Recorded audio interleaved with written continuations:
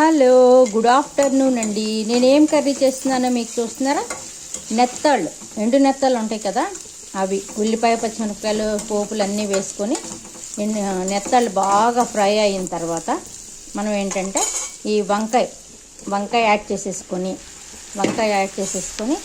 బాగా కారం ఉప్పు మసాలాలు అన్నీ యాడ్ చేసుకొని బాగా వేగిన తర్వాత టమాటా యాడ్ చేసేసుకుంటే చాలా బాగుంటుంది. దీంట్లో ఏమీ నీళ్ళు పోయే అవసరం లేదు, అలా మగ్గుతుంది. టమాటా వేస్తాం కాబట్టి మనకి బాగా నీరు వస్తుంది. హలో, చూసారా మనం వాటర్ వేయకుండానే ఎంత వాటర్ వచ్చిందో చూసారా?